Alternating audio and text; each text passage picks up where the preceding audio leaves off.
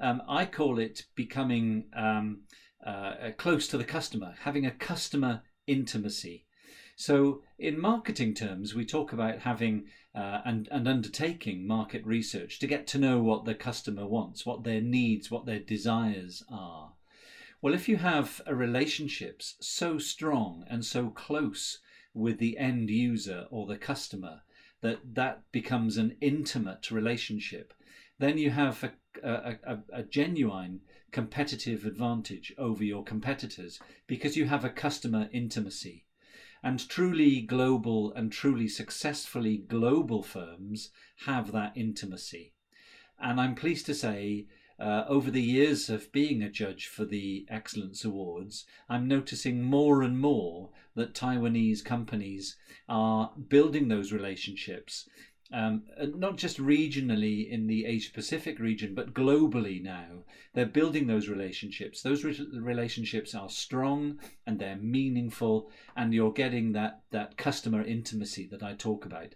So I always look to see if that is in place, because that tells me that this company are close to the customer, so they will understand what the needs and the wants are and be able to produce a product which will satisfy those needs and those wants.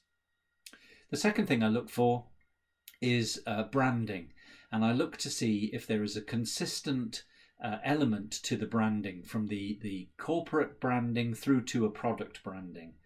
And too many times globally, actually, not just here in Taiwan, but globally, we see too many companies with a really mixed palette of brand messages, and that can be very confusing for the end user or the customer. And I'm pleased to say that in the Excellence Awards, again, it's something which I've noticed gets better and better every year, that the branding becomes and has become much more sophisticated. And if you can brand your product, of course, it'll stand out in the marketplace. And when the customer then comes to make a repeat purchase or a return visit to that organization, they will understand that that branding isn't just about the color or the typeface, but it's about the value proposition that sits behind the brand.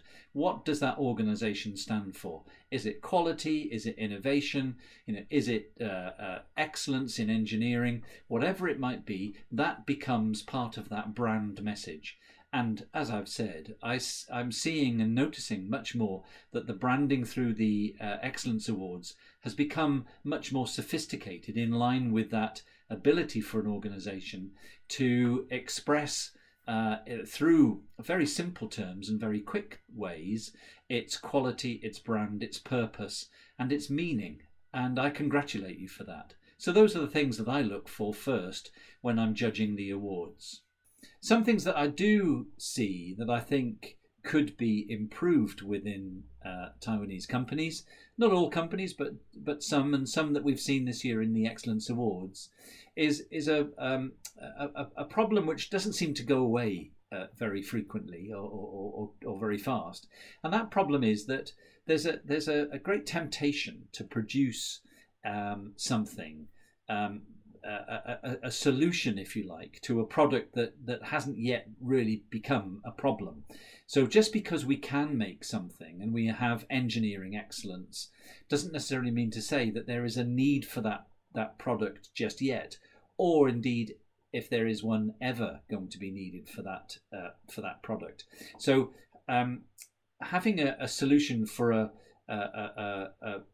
yet to be found problem is something which I see quite a lot. I'm probably not making that particularly clear what I mean, but I think there is this tendency that because we can do great engineering, that we produce great engineering things, even if there isn't either yet a market for those solutions, or that the market is not actually requiring those kind of solutions. And I think that the danger with that is that it can absorb a lot of time and energy, and indeed cost, of course, for organizations.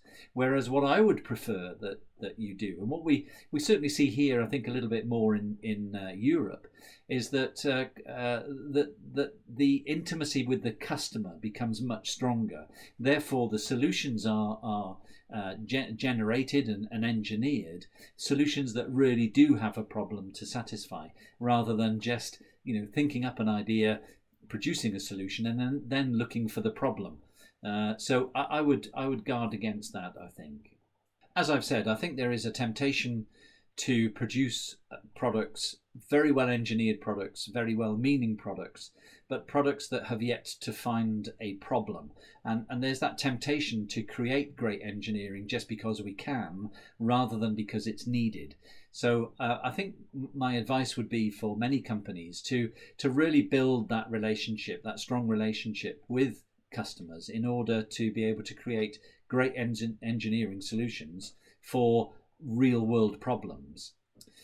Some other things that I've seen this year, which pleased me actually, I think in the marketing side of things, we're seeing much more sophistication around the branding area, but also more sophistication in understanding the customer and customer groups in the year 2021. The kind of old mechanical way of undertaking marketing and the marketing mix has really gone away. We live in a globalized world with lots of technology and lots of insight and lots of big data, of course. And so what we should be doing is looking at and interrogating the user experience more often. Now, here in Europe, UX, or user experience, is the red hot subject for marketing right now.